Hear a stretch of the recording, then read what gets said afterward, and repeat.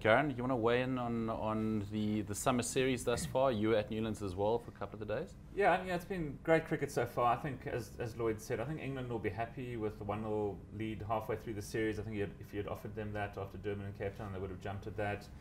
I get a funny feeling that South Africa are looking forward to playing at altitude up on the high veld. I think that our best chances of winning tests are in the next two. There's been some rain predicted for this third test, which obviously won't help at all. As Lloyd again said, down in Cape Town with England putting on 629 for 6 declared, their batting lineup is obviously in tip-top shape.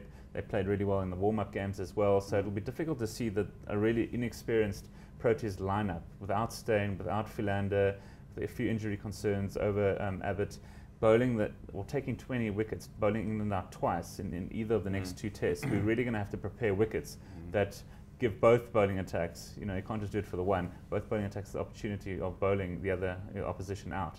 So it'll be interesting to see. I think England will take 600 in both tests and declare and take 2 draws and run.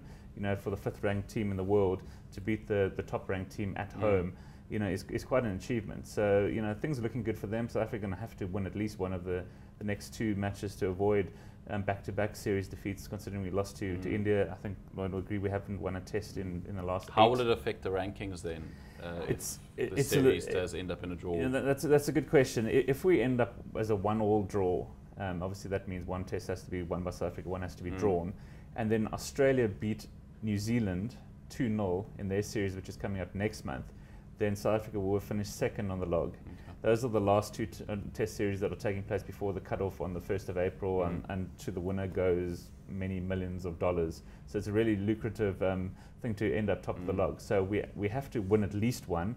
If we win both and win the series 2-1, then it doesn't matter what happens in the Australia-New Zealand series. We're going to finish top of the log and take home or defend the ICC test mace.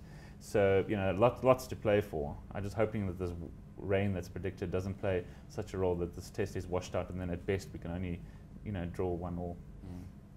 Lloyd, another thing I wanted to discuss with you was you touched on it, the crowd support. Newlands obviously always does sort of produce some of the sort of biggest crowds, but it was quite encouraging to see as well South Africans taking on the Barmy Army. There's been a lot of coverage around that as well. Do you think that sort of group is going to travel up to the half-velds as well?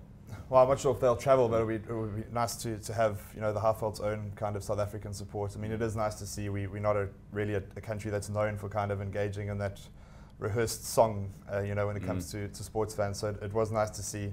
The Barmy Army have been quiet though for the first 2 tests. I mean, apparently they're missing their trumpeter or something. That's it, yeah. So. It's still a lot of English support in the country at both tests. I mean, in Durban, you looked at that crowd, and kind of days 3, 4, and 5, you would have safely, I think, guessed that there were more English supporters in the ground than there were South Africans, which is obviously not a great thing for us. Cape Town, I guess, was a bit different, where it was a bit better attended from a South African point of view. But the English are quiet, and I mean, if they're not going to be singing songs at 629 for 6, then they're probably not going to, throughout the course of the series, which is good news for us. Yeah. Okay.